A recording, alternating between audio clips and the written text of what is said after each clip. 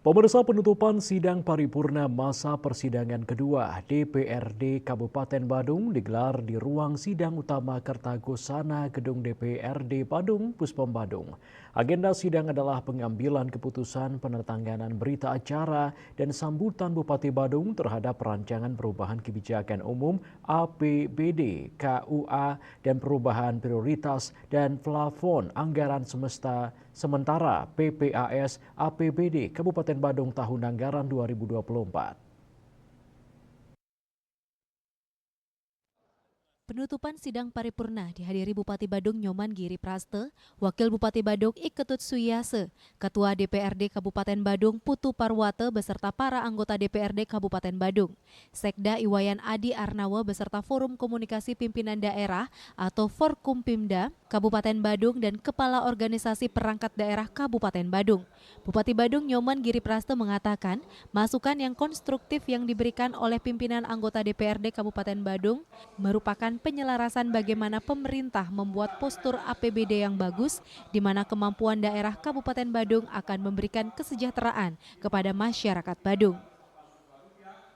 Hari ini kami menyelesaikan agenda sidang kedua di tahun 2024 ini untuk pembahasan KUA dan PPAS, kebijakan umum anggaran dan prioritas plafon anggaran sementara APBD perubahan di tahun 2024 ini.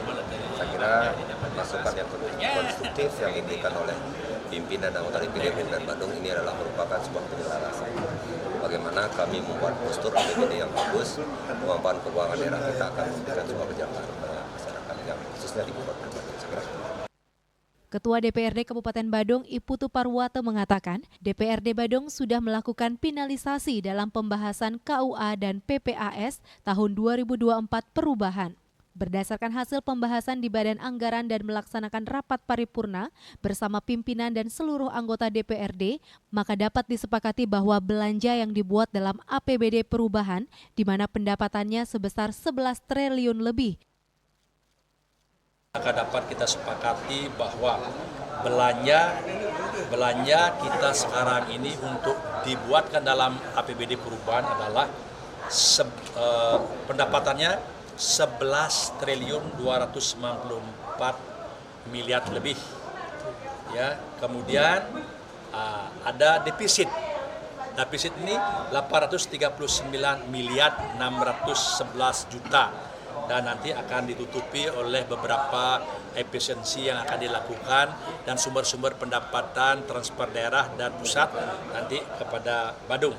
Dari pembahasan final KUPA dan PPAS ini, jadi belanja menjadi 12 triliun 288 miliar. Nah, dengan demikian di sini pemerintah dari hasil pembahasan Badan Anggaran sudah melakukan efisiensi 14 miliar dari belanja pegawai. Kemudian belanja transfer dihemat 90 miliar. Nah, dari penghematan ini akan digunakan untuk melakukan setoran modal ke BPD 100 miliar. Nah, sebagai bentuk penyertaan modal tambahan Kabupaten Badung dan sebagai pemegang saham mayoritas di BPD. Jadi kami komitmen untuk melunasi penyertaan modal 1,8 triliun. Saputra Bali TV.